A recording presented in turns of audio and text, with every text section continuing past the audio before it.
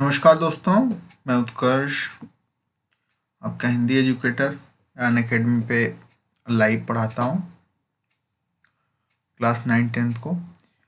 आज जो चैप्टर हम पढ़ने वाले हैं यह है यशपाल का लिखा हुआ चैप्टर लखनवी अंदाज।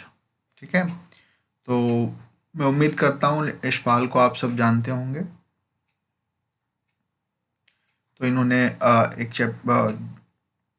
एक तरह से व्यंग्यात्मक निबंध कह सकते हैं आप, एक व्यंग्य लिखा है लखनवी अंदाज, जिसका कारण ये था लिखने का कि जिस प्रकार बिना कथ्य के ये जो कहानी या फिर जो लेख है इनका, या कह सकते हैं जो निबंध है, ये कुछ इस तरह है कि जिसमें कोई बहुत बड़ा पात्र चरित्र और कुछ ऐसी गूढ़ बातें नहीं है, बहुत ही सामान्य ढंग से लिखा हुआ है, बहुत सामान्य बातों पे लिखा हुआ है। तो इनके बताने का मेन जो फोकस था इस चीज़ को लेके कि बिना कथ्य, बिना पात्र, बिना चरित्र के कहानी नहीं लिखी जा सकती। अगर लिखेंगे तो उसका रूप कैसा होगा वो हमें उदाहरण स्वरूप इस व्यंग्यात्मक लेख में या फिर कह सकते हैं व्यंग्यात्मक निबंध में हमें दिख जाएगी, है ना। तो सबसे पहले यशपाल का हम परिचय लेंगे।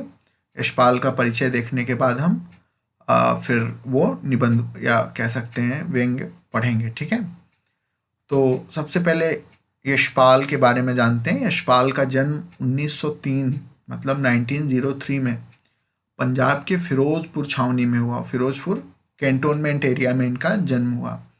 प्रारंभिक शिक्षा कांगड़ा में ग्रहण किए।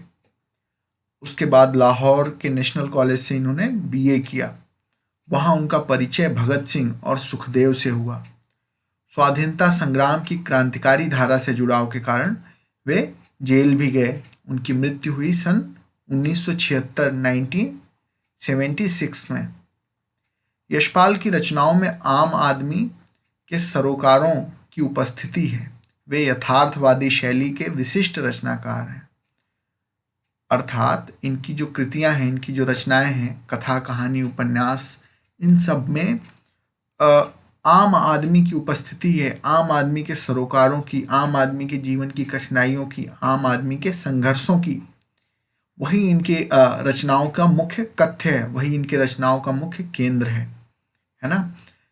वे यथार्थवादी शैली के विशिष्ट रचनाकार हैं। यथार्थवादी शैली मतलब जो जैसा है उसको वैसा ही दिखाना है। समाज में जो व्याप्त बुराइयां हैं, समाज के जो संघर्ष हैं, आम आदमी के जो संघर्ष हैं, भ्रष्टाचार हैं और तरह तरह की समस्याएं हैं, मसलन वर्ग संघर्ष है, शोषण है ना।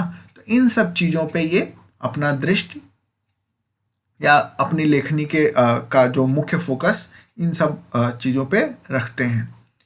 तो सामाजिक विषमता, राजनीतिक पाखंड, रूढ़ियों के खिलाफ उनकी रचनाएं मुखर हैं। ठीक है, हमें पता है हमारा समाज आर्थिक रूप से, सामाजिक रूप से बहुत विषम है, जातियों में बटा है, आर्थिक आधार पे अमीर गरीब, अमीरी और गरीबी में बटा है ना। और हमारे समाज में राजनीतिक पाखंड भी हैं। मसलन हर राजनीतिक पार्टी या राजनीतिक व्यक्ति अपने को जनता का हितैषी होने का दावा तो करता है, लेकिन असल में क्या है, वो एक चोला ओढ़े हुए है हितैषी बनने का। असल में वो हितैषी किसी भी हाल में नहीं है भी तो अपने राजनीतिक स्वार्थ को हमेशा ऊपर रखता है। उसके बाद जनता की बात और जनता की समस्याओं की बात आती है। तो राजनीतिक पाखंड को भी कहीं ना कहीं इन्होंने खोलने का प्रयास किया है या समाज के सामने एक्सपोज करने का प्रयास किया है। और रूढ़ियों के खिलाफ तो उनकी रचनाएं मुखर हैं ही। हमें पता है हमारे समाज में धार्मिक रूढ़ियां हैं, तरह तरह के अंधविश्वास हैं, है ना। परंपरा को हमने रूढ़ में तब्दील कर दिया है और वो रूढ़ियां समय के साथ मानव के विकास में, स्वतंत्र विकास में, मनुष्य के स्वतंत्र विकास में बाधा बनने लगी हैं। तो उसके खिलाफ भी ये इनकी रचनाओं में मुखर रूप से हमें दिखाई देती हैं। तो उनके कहानी संग्रहों में ज्ञानदान, तर्क का तूफान, पिंजरे की उड़ान, वाह दुलिया, फूलों का कुर्ता उल्लेखनीय है। ये इनके कहानी संग्रह हैं।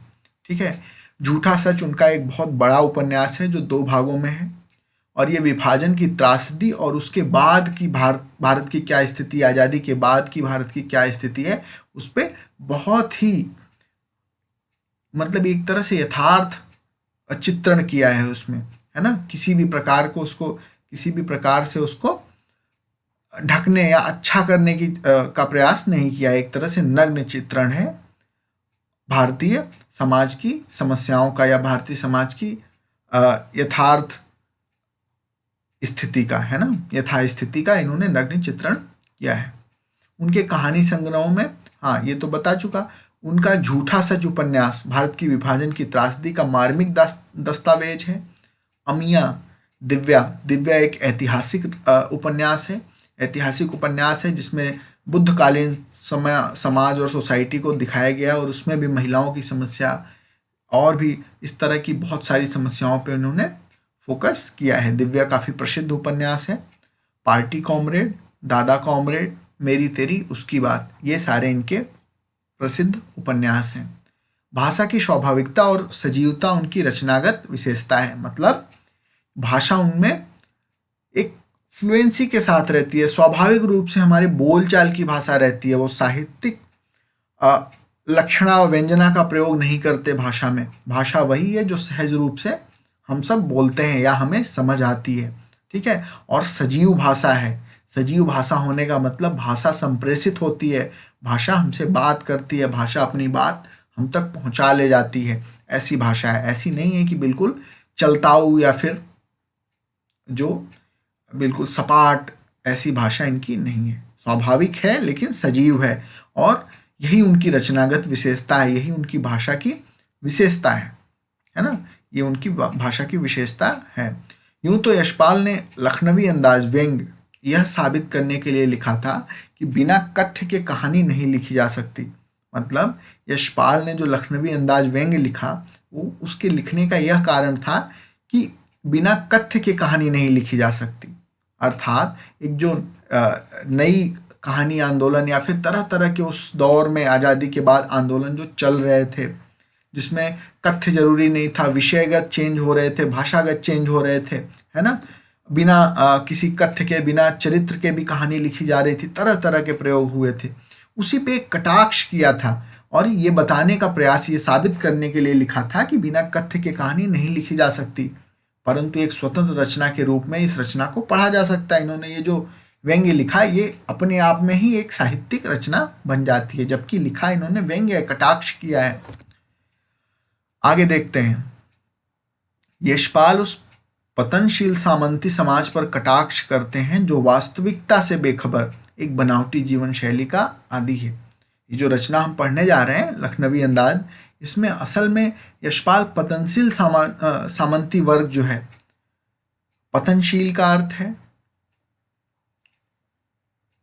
वो सामंती वर्ग जो समाज को गर्त में ले जा रहा है ना, अपने दिखावे के रूप में। सामंती वर्ग का अर्थ है मानसिकता उसकी अभी भी फ्यूडल है, मानसिकता अभी सामंती है, वही राजशाही, वही आराम, वही नवाबी, है ना। लेकिन यथार्थ स्थिति तो बदल चुकी है, न वो नवाबी है, न मुगलों का शासन है, न ही वो सारी चीज़ें। सामंती वर्ग अब बचा है, मतलब सामंतवाद का तो एक तरह से अंत हो ही गया है, लेकिन अभी भी लोग उससे उसी तरह का जीवन पद्धति अपनाए हुए हैं, उसको छोड़ने का प्रयास नहीं कर रहे हैं। और ये खास जगह, मतलब लखनऊ, जहाँ की नवाबी पूरे भारत में प्रसिद्ध है, उसको केंद्र में रखा गया है कि किस तरह के लखनऊ के लोग अभी भी अपनी नवाबी को छोड़ नहीं पा रहे हैं और अपनी नवाबी का चोला ओढ़े हुए हैं, उसको ढो रहे हैं।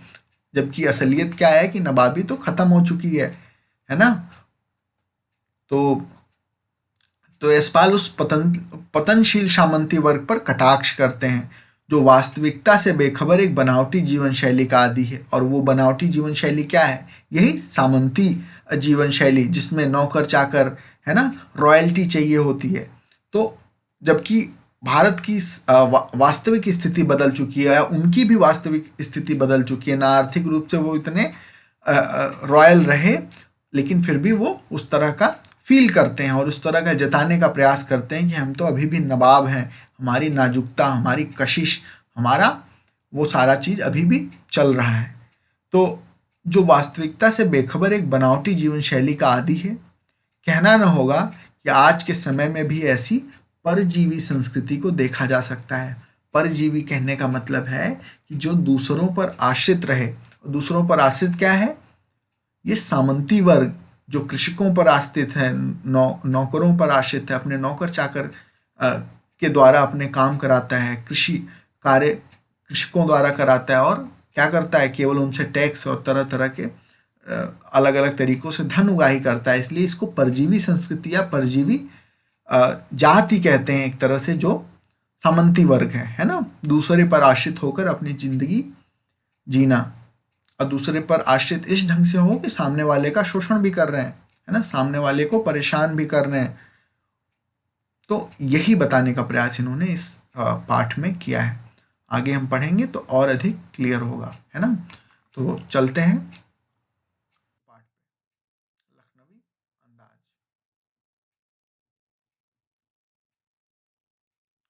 पढ़ते हैं, थोड़े उर्दू के लफ्ज आएंगे क्योंकि इन्होंने बताने का प्रयास किया, असल में लखनऊ का पूरा माहौल क्रिएट किया, लखनऊ के आधारित, लखनऊ पर ही आधारित ये पूरा लेख है। तो इसमें हम देखते हैं, मुफस्सिल की पैसेंजर ट्रेन चल पड़ने की उतावली में फुंकार मार रही थी। आराम से सेकेंड क्लास में जाने के लिए एक दाम अधिक लगते हैं। दूर तो जाना नहीं था, भीड़ से बचकर एकांत में नई कहानी के संबंध में सोच सकने और खिड़की से प्राकृतिक दृश्य देख सकने के लिए टिकट सेकेंड क्लास में ही ले लिया गया।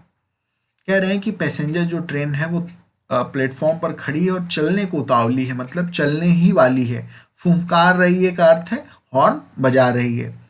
आराम से सेकेंड क्लास में जाने के लिए अधिक दाम लगते हैं, मतलब आप अधिक अच्छी सुविधा लेंगे, सेकेंड क्लास में जाएंगे, वीआईपी बोगी में जाएंगे तो आपको अधिक दाम देने पड़ेंगे, अधिक पैसे देने पड़ेंगे। दूर तो जाना नहीं था, मतलब बहुत करीब जाना रहा होगा लेखक को।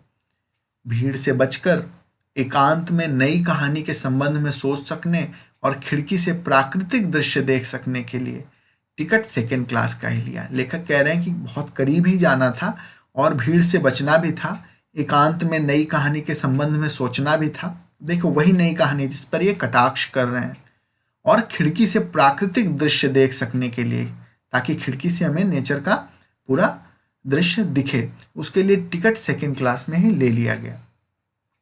गाड़ी छूट रही थी। सेकेंड क्लास के एक डिब्बे को खाली समझकर जरा दौड़कर उसमें चढ़ गए। ऊपर ही बताया इन्होंने कि पैसेंजर ट्रेन चल पड़ने की उतावली थी, तो गाड़ी छूटने ही वाली थी, इसलिए सेकेंड क्लास के एक छोटे डिब्बे को खाली समझकर जरा दौड़कर उसमें चढ़ गए। कौन? यशपाल या लेखक। अनुमान के प्रतिकूल डिब्बा निर्जन नहीं था, मतलब इन्होंने ये सोच के चढ़ा था कि डिब्बा बिल्कुल खाली होगा और हम शांति से बैठ के अपना सोच सकेंगे, लिख सकेंगे, पढ़ सकेंगे। लेकिन इनके अनुमान के प्रतिकूल डिब्बा खाली नहीं था, मतलब डिब्बे में पहले से भी कुछ लोग थे। एक बर्थ पर लखनऊ की नवाबी नस्ल के एक सफ़ेद पोश सज्जन बहुत सुविधा के से पलथी मारे बैठे थे। एक बर्थ पर, मतलब एक सीट पर, लखनऊ की नवाबी नस्ल के, मतलब जिनके दादा परदादा या खानदान में नवाबी चल रही होगी या खुद को नवाब समझ रहे होंगे, ऐसे सफ़ेद पोश कहते हैं, जो सफ़ेद पोश का अर्थ है कि आप एक सामंती कुलीन वर्ग से हों, अभिजात्यता का प्रदर्शन करता है ना, अभिजात्य वर्ग के हों, तो वो सफ़ेद पोश। और इसका सीधा अर्थ अगर हम लेना चाहें तो सफ़ेद पहनने वाले, तो अक्सर हमारे समाज में सफ़ेद पोश जो होते हैं अभिजात्य वर्ग के ही होते हैं, अभिजात्यता का प्रतीक है। हमारे नेता सफ़ेद पहनते हैं, है ना। तो इस नस्ल के एक सफ़ेद पोश सज्जन बहुत सुविधा से पलथी मारे अपनी सीट पर बैठे थे, अपने बर्थ पर बैठे थे। सामने दो ताजे चिकने खीरे तौलिए पर रखे थे, सामने वाली मतलब सीट पर। डिब्बे में हमारे सहसा कूद जाने से सज्जन की आंखों में एकांत चिंतन में विघ्न का असंतोष दिखाई दिए। अब लेखक कह रहे हैं कि अचानक कूद जाने से डब्बे में, मतलब डब्बे में अचानक आ जाने से, जल्दीबाजी में चूंकि ट्रेन चलने वाली थी इसलिए लेखक बहुत जल्दी में डब्बे में घुसता है। तो डिब्बे में हमारे सहसा कूद जाने से सज्जन की आंखों में एकांत चिंतन में विघ्न का असंतोष दिखाई दिया, है ना। उनको कठिनाई महसूस हुई इनके आ जाने से, और ऐसा लगा कि जैसे उनके एकांत को मैंने भंग कर दिया, उनका जो चिंतन चल रहा था उसको भंग कर दिया।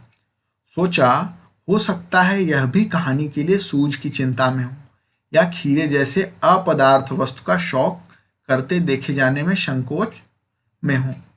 अब लेखक सोच रहा है कि इनको असुविधा इसलिए हुई कि अभी कोई कहानी का कथ्य सोच रहे हों, या फिर खीरे जैसे अपदार्थ वस्तु का शौक करते देखे जाने में के संकोच में हो, या फिर इनको इसलिए संकोच हो रहा हो कि इनको कोई देख रहा है खीरे जैसी वस्तु का शौक रखते हैं, मतलब खीरा खाने का के शौकीन हैं, जो इनको पसंद नहीं है ऐसा दिखाना कि वो खीरा खाते हैं, है ना, इसके संकोच में हो, इसलिए असहज महसूस कर रहे हैं। नवाब साहब ने संगति के लिए उत्साह नहीं दिखाया। जो नवाब साहब थे, मतलब जो बैठे थे काफ़ी अच्छे से पलथी मार के, उन्होंने संगति के लिए उत्साह नहीं दिखाया, अर्थात इनके आने से कोई प्रतिक्रिया नहीं दी कि कोई साथी आ गया। कई बार लोग मुस्कुराते हैं, मुस्कुरा के एक एक्सप्रेशन देते हैं, लेकिन नवाब साहब ने ऐसा कुछ नहीं दिखाया। हमने भी उनके सामने की बर्थ पर बैठकर आत्मसम्मान से आंखें चुरा ली। अब लेखक कह रहा है कि हम भी उनके सामने बैठ गए बर्थ पर और आत्मसम्मान में आंखें चुरा ली, मतलब उनसे नजरें नहीं मिलाई। खाली बैठे कल्पना करते रहने की पुरानी आदत है। लेखक कह रहा है कि अब खाली बैठकर कल्पना करते रहने की पुरानी आदत है। चूंकि वो साहित्यकार हैं, इसलिए वो अपना कुछ न कुछ सोचते रहते हैं। नवाब साहब की असुविधा और संकोच के कारण का अनुमान लगाने लगे। कह रहे हैं कि अब खाली बैठे थे तो क्या करते, तो हम नवाब साहब की असुविधा और संकोच के कारण का अनुमान लगाने लगे कि क्यों मेरे आने से इनको असुविधा हुई, क्यों मेरे आने से इनको संकोच हुआ। नवाब साहब ने बिल्कुल अकेले यात्रा कर सकने के अनुमान से, किफ़ायत के विचार से सेकेंड क्लास का टिकट खरीदा था।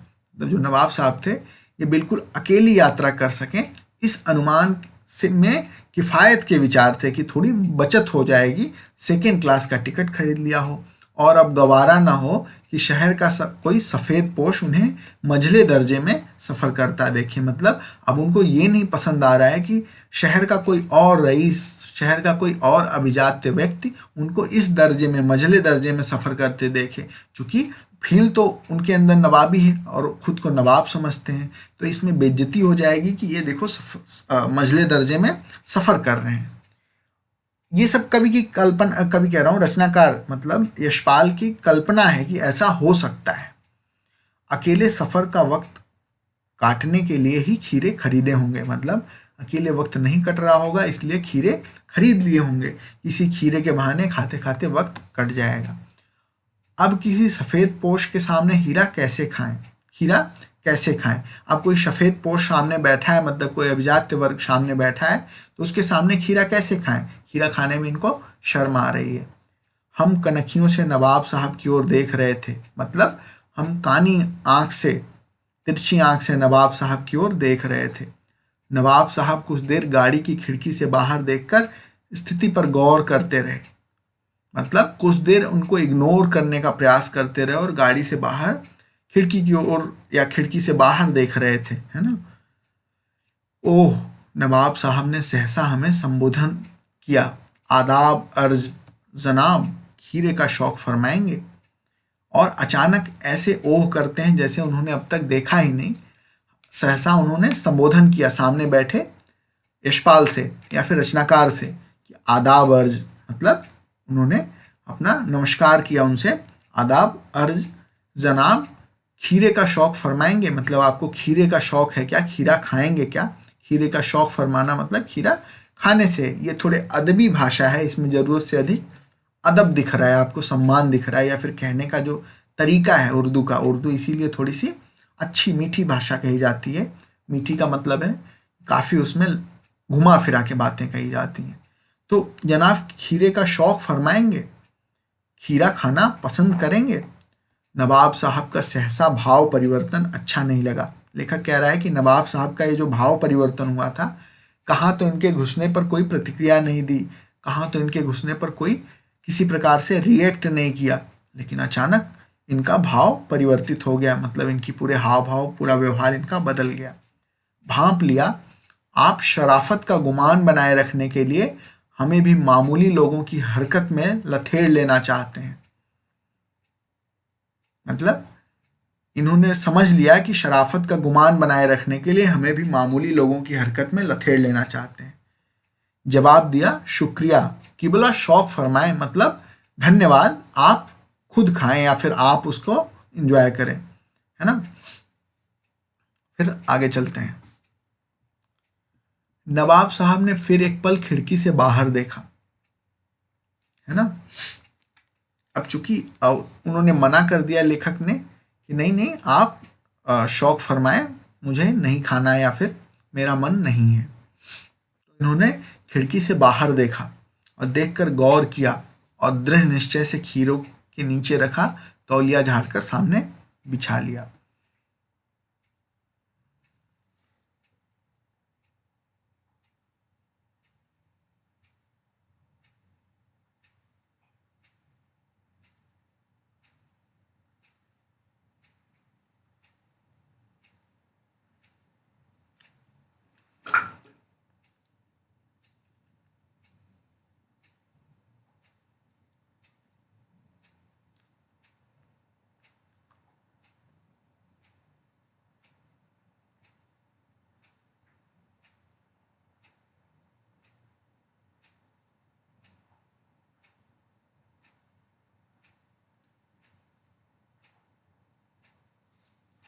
नवाब साहब ने फिर एक पल खिड़की से बाहर देखा, देखकर गौर किया और दृढ़ निश्चय से खीरों के नीचे रखा तौलिया झाड़कर सामने बिछा लिया। खिड़की के बाहर देखा, उसके बाद तौलिया जो खीरों के नीचे रखा था उसको झाड़कर सामने बिछा लिया। सीट के नीचे से लोटा उठाकर दोनों खीरों को खिड़की से बाहर धोया और तौलिए से पोंछ लिया।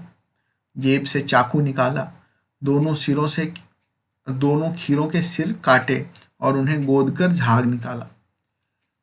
जेब से चाकू निकाला और दोनों खीरों के शिरे, आपको पता है खीरे के शिरे काटकर उनको रगड़ा जाता है, उसी को कह रहे हैं गोद कर झाग निकाला, उसको रगड़कर उसकी झाग निकाली, कड़वाहट दूर की।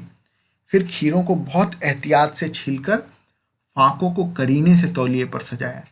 फिर एहतियात से खीरे को छीला और उसके बाद उनकी उनकी फांकें काटी, मतलब उनको कई भाग में डिवाइड किया और तौलिए पर सजाते गए। लखनऊ स्टेशन पर खीरा बेचने वाले खीरे के इस्तेमाल का तरीका जानते हैं। ग्राहक के लिए जीरा मिला नमक और पिसी हुई लाल मिर्च की पुड़िया भी हाजिर कर देते हैं। मतलब लखनऊ स्टेशन पे जो खीरा बेचने वाले हैं उनको पता है कि ग्राहक क्या पसंद करेगा, किस तरह उनका खीरा बिकेगा, तो वो ग्राहक के लिए जीरा मिला नमक और पिसी हुई लाल मिर्च की पुड़िया भी हाजिर कर देते हैं, जिससे कि स्वाद बढ़ जाए खीरे का और लोग और अधिक उनकी सेल हो और अधिक बिक्री हो। नवाब साहब ने बहुत करीने से खीरे की फांकों पर जीरा मिला नमक और लाल मिर्च की सुर्खी बुरक दी। जो नवाब साहब थे क्या किए, बहुत करीने से खीरे की फांकों पर, बहुत कायदे से, बहुत इत्मीनान से खीरे की फांकों पर जीरा मिला नमक और लाल मिर्च की सुर्खी, मतलब लाल मिर्च जो सुर्ख थी, जो गहरी थी, जो तेज थी, उसको बुरक दिया। उनकी प्रत्येक भावभंगिमा और जबड़ों के स्फुरण से स्पष्ट था कि उस प्रक्रिया में उनका मुख खीरे के रसास्वादन की कल्पना से प्लावित हो रहा था। मतलब कि उनके प्रत्येक भावभंगिमा से स्पष्ट हो रहा था और जबड़े इस तरह से हिल रहे थे, उससे स्पष्ट हो रहा था कि प्रक्रिया में उनका मुंह खीरे के रसास्वादन की कल्पना से प्लावित हो रहा है। हम कोई स्वादिष्ट चीज़ देखते हैं जो हमें पसंद होती है तो उससे हमारे मुंह में पानी आने लगता है, हमारा मुंह कुछ हरकत करने लगता है। तो उसी तरह उनके भी ऐसा महसूस हो रहा था। लेखक कह रहा है कि ऐसा स्पष्ट दिख रहा था कि उनके मुंह में पानी आ रहा है। नवाब साहब ने फिर एक बार हमारी ओर देख लिया। वल्लाह शौक कीजिए, लखनऊ का बालम खीरा है। तो कह रहे हैं आप भी खाइए, शौक कीजिए, देखिए लखनऊ का प्रसिद्ध खीरा है। लेखक कह रहा है कि नमक मिर्च छिड़क दिए जाने से ताजे खीरे की पनियाती फांके देखकर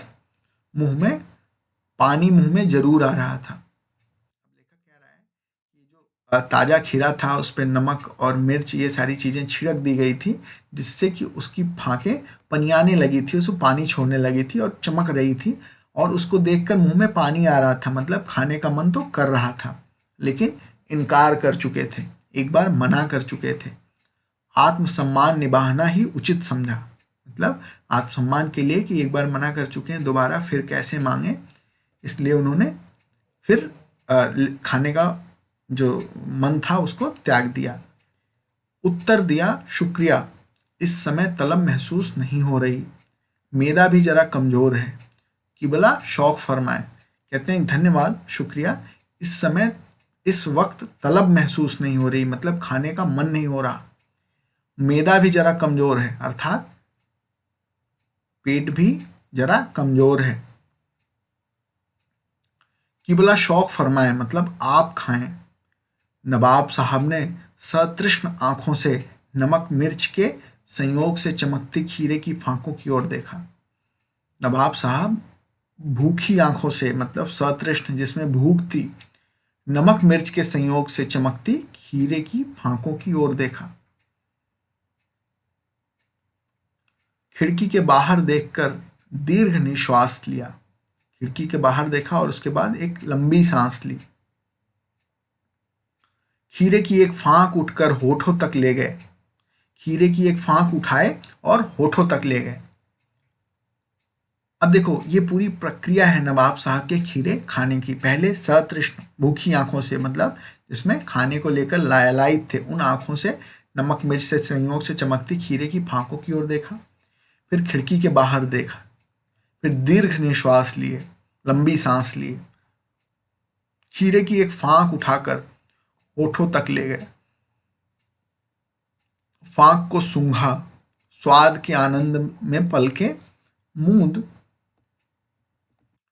स्वाद के आनंद में पलके मुद गई। मुंह में पानी भर आए। पानी का घूंट गले से उतर गया। तब नवाब साहब ने फांक को खिड़की से बाहर छोड़ दिया। नवाब साहब खीरे की फांकों को नाक के पास ले जाकर वासना से रसास्वादन कर खिड़की के बाहर फेंकते गए। अब देखिए, अब चूंकि वो नवाब थे, खीरा कैसे खाते, उनको बेइज्जती महसूस हो रही थी, है ना, खीरा खाने में। तो इस चक्कर में वो ये सारी क्रियाएं कर रहे थे।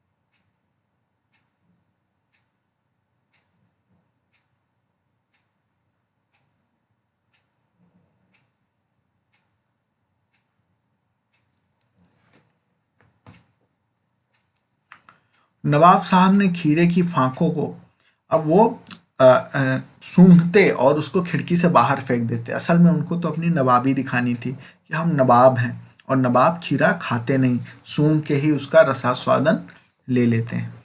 इस चक्कर में मुंह में भर आए पानी का घूंट गले से उतारा गया। तब नवाब साहब ने फांक को खिड़की से बाहर छोड़ दिया।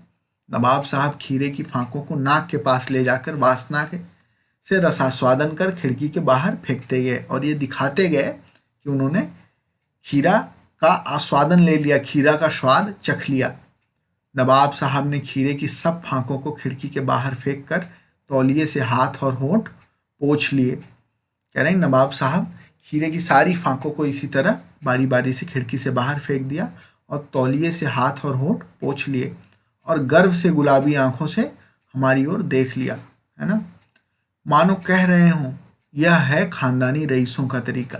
और गर्व से लेखक की ओर देख रहे हैं और ये बताने का प्रयास कर रहे हैं कि इस तरह से खानदानी रईस खीरा खाते हैं। ये नहीं कि वो बेवकूफ़ों की तरह जल्दी जल्दी खीरा खा रहे हों, उस तरह तो सामान्य लोग खाते हैं। नवाब खीरा केवल सूंघ के, खीरा देख के उसका आस्वादन ले लेते हैं। नवाब साहब खीरे की तैयारी और इस्तेमाल से थक कर लेट गए। नवाब साहब थे, खीरे की तैयारी और इस्तेमाल में इतना एक तरह से क्या कहते हैं कि क्रियाकलाप किए जिससे थक गए और थक कर लेट गए। हमें तस्लीम में सिर खम कर लेना पड़ा। तस्लीम में सिर खम कर लेना पड़ा, मतलब माथा ठोक लेना पड़ा। यह है खानदानी तहजीब, नफासत और नज़ाकत। मतलब ये है खानदानी तहजीब, मतलब एक होता है ना कि हमारे खानदान की ये तहजीब है, हमारे खानदान की ये परंपरा है और नफासत है, मतलब हमारा सम्मान, हमारी जो इज्जत, हमारा जो नज़ाकत है, वो इसी तरह है कि खीरे को सूंघ रहे हैं और उसको फेंक रहे हैं, हम खीरा खाते नहीं। तो ये सोच के यशपाल यानी लेखक अपना माथा ठोक लेता है या माथा पकड़ लेता है।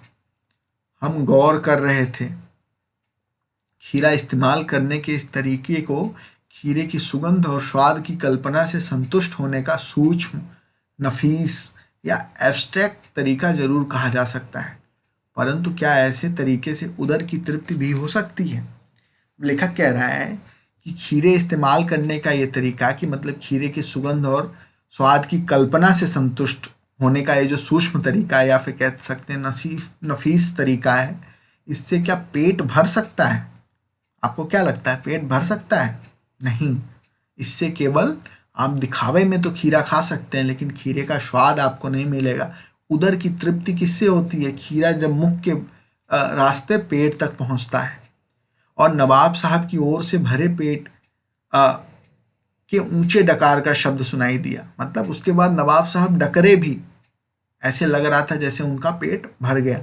नवाब साहब ने हमारी ओर देखकर कह दिया, खीरा लजीज होता है, मतलब खीरा स्वादिष्ट होता है। लजीज का अर्थ है स्वादिष्ट, लेकिन होता है शकील, लेकिन होता है अपाच्य, मतलब पचने में कठिनाई होती है।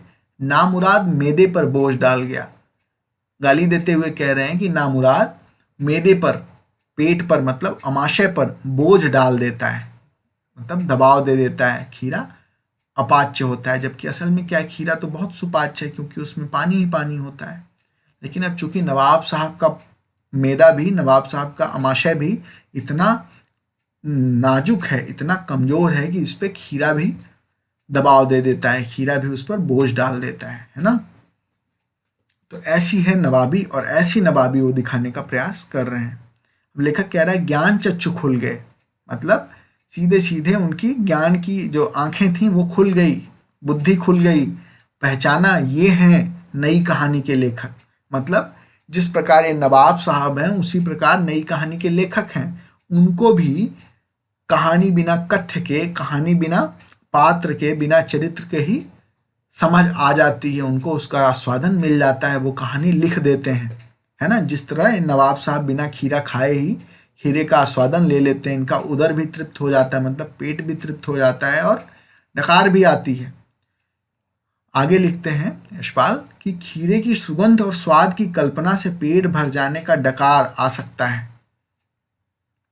तो बिना विचार, मतलब अगर खीरे की सुगंध और स्वाद की कल्पना से ही पेट भर जाने का डकार आ सकता है, तो बिना विचार, घटना और पात्रों के लेखक की इच्छा मात्र से नई कहानी क्यों नहीं बन सकती? अब देखिए व्यंग्यात्मक लाइन है कि कह रहे हैं अगर बिना खीरा खाए भी डकार आ रहा है, केवल उसके स्वाद और सुगंध और उसके स्वाद की कल्पना लेने से, तो हो सकता है बिना विचार, घटना और पात्र के लेखक की इच्छा मात्र से, मतलब लेखक ने चाह लिया तो नई कहानी लिखी जा सकती है। नई कहानी क्यों नहीं बन सकती है? ये है इनका व्यंग। तो पूरा मसला यही है। मैं उम्मीद करता हूं आपको समझ आया होगा कि लेखक क्या बताना चाह रहा है, लेखक का जो मूल फोकस है वो किस तरफ है ना।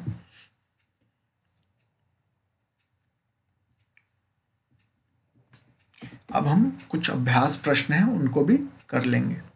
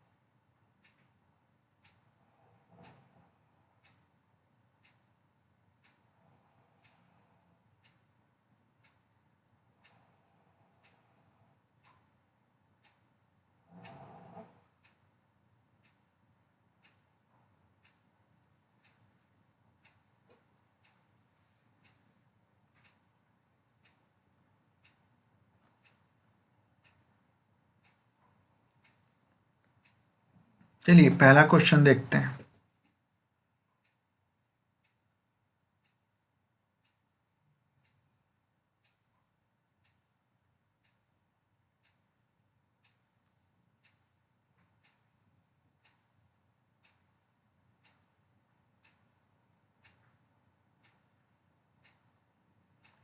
लेखक को नवाब साहब के किन हाव भावों से महसूस हुआ कि वे उनसे बातचीत करने के लिए तनिक भी उत्सुक नहीं है।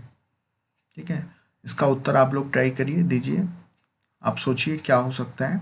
लेखक को नवाब साहब के किन हाव भावों से महसूस हुआ कि वे उनसे बातचीत करने के लिए तनिक भी उत्सुक नहीं है।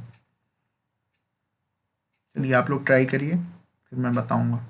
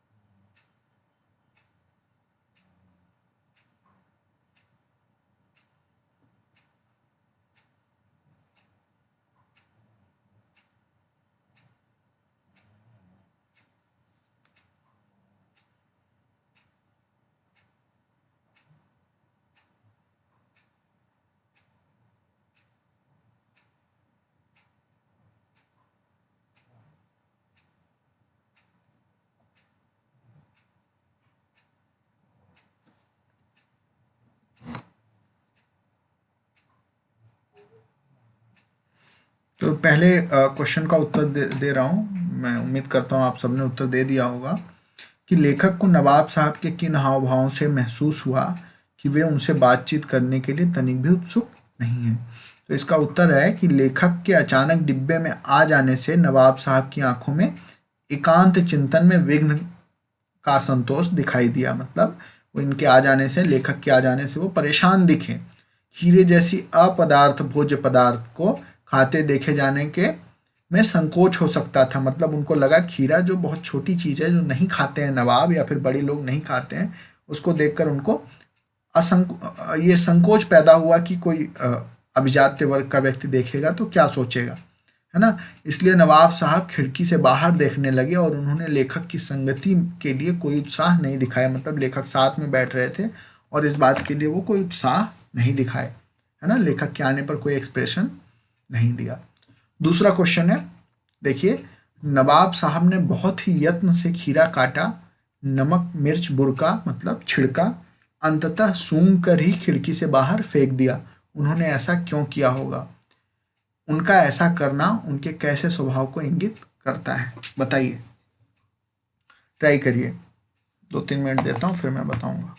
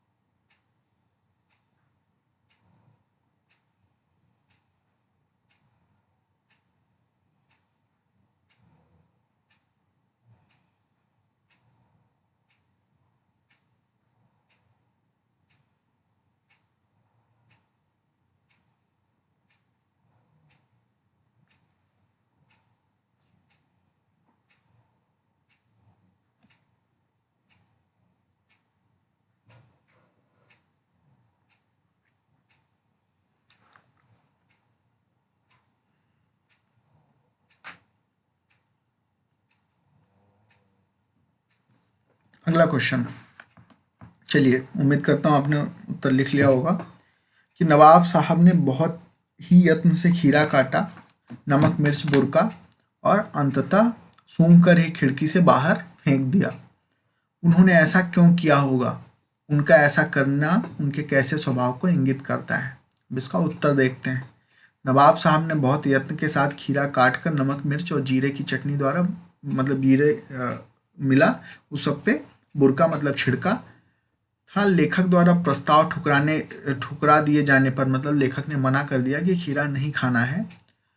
नवाब साहब ने एक एक खीरे को उठाया, होठ के पास ले गए, उसको सूंघा, उसको उसकी कल्पना का आस्वादन किया और उसके बाद उसको खिड़की से फेंकते गए।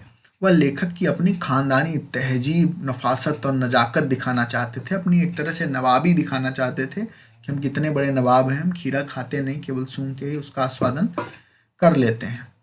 इस प्रकार वे अपना मिथ्या दंभ और प्रदर्शन प्रियता को लेखक को दिखाया कि वो कितने फेक इंसान हैं या फिर कितने एक नकली जीवन जीने वाले हैं, जो नवाबी सभ्यता सामंती विचार वाले व्यक्ति हैं, जो उसी नवाबी जीवन को जी रहे हैं जो कि वर्षों पहले खत्म हो चुकी है ना, जो अभी बची नहीं, क्योंकि न नवाब रहे न उस तरह की रॉयल्टी रही और हमारा देश बदल चुका है, लेकिन वो उसी तरह से भी जी रहे हैं, है ना।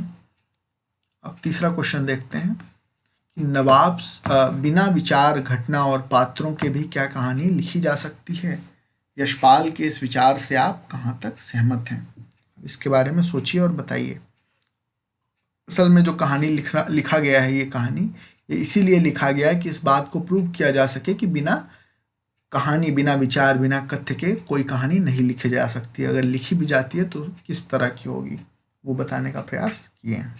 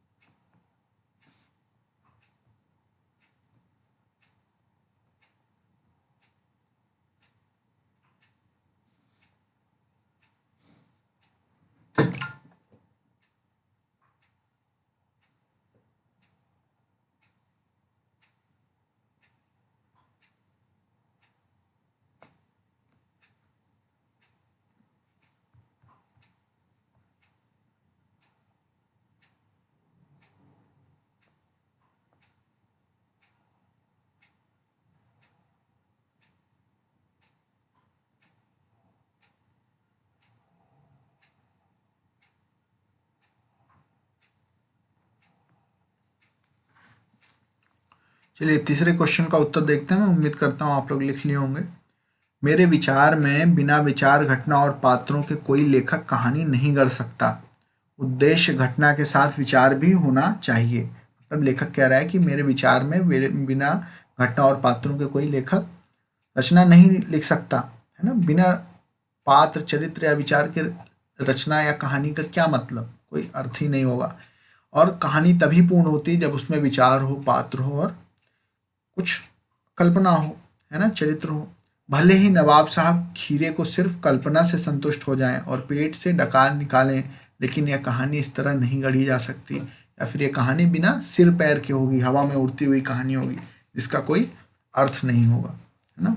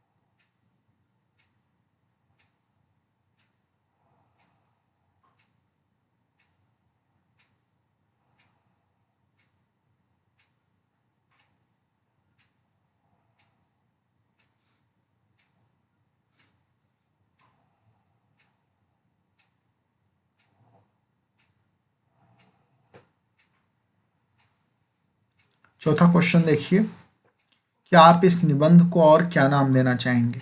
इसको आपको खुद से बताना है कि आप इस निबंध को और क्या नाम देना चाहेंगे, या इस निबंध का और क्या नाम करना हो सकता है, बताइए।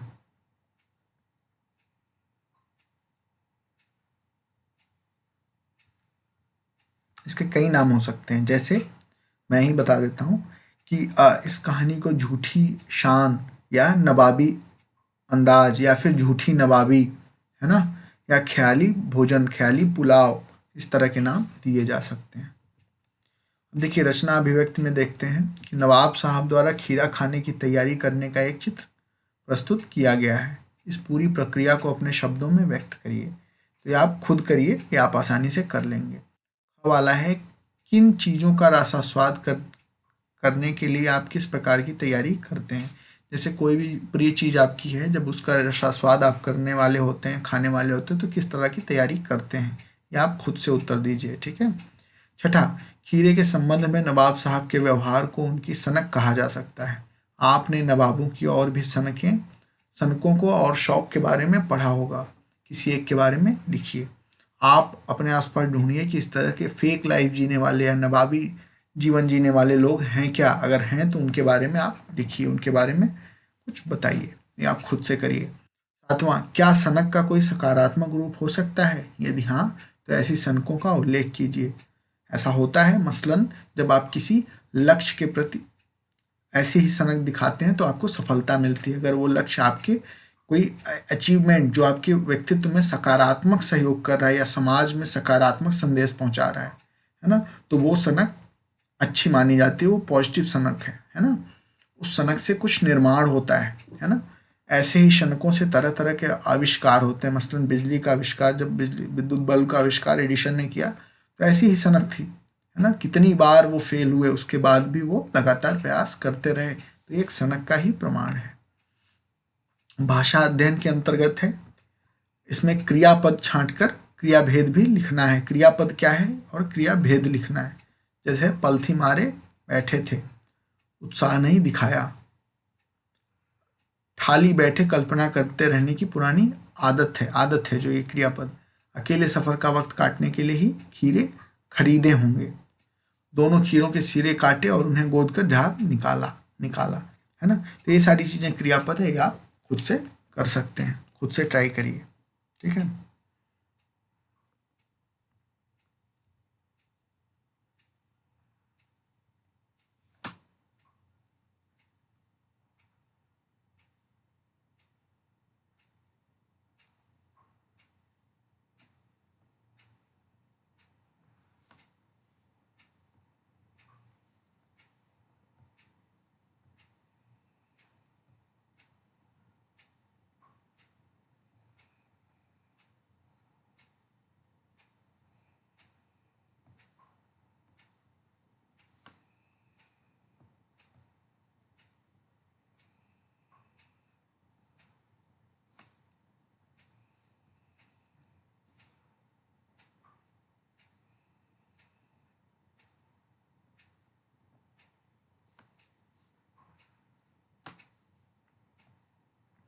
तो और पाठ्येतर सक्रियता जो है, जेब से चाकू निकाला में निकाला है ना, थक कर लेट गए, और नवाब साहब ने सतृष्ण आंखों से नमक मिर्च के संयोग से चमकती खीरे की फांकी की ओर देखा। देखा जो है क्रियापद है, ये आप खुद कर लेना, और क्रिया का भेद भी बताना, एक सकर्मक है अकर्मक है, वो मैं उम्मीद करता हूँ आप कर लेंगे। सकर्मक अकर्मक का अर्थ है जिसमें कुछ एक्ट हो, जैसे लेट गए में ये अकर्मक क्रिया, इसमें कुछ किया नहीं जा रहा है, लेट गए है ना, लेकिन निकाला, देखा, खाया, है ना, खरीदा, ये सारी क्रिया हो रही है। और एक ऊपर है ना बैठे थे, बैठने में कोई क्रिया नहीं, तो ये अकर्मक क्रिया है, जिसमें कोई एक्ट हो, कोई काम हो, तो वो सकर्मक क्रिया होती है। आप भाषा अध्ययन वाला काम कर लेंगे। पाठ्येतर सक्रियता है, ये आपको खुद से करना होता है और आप कर लीजिएगा, ठीक है।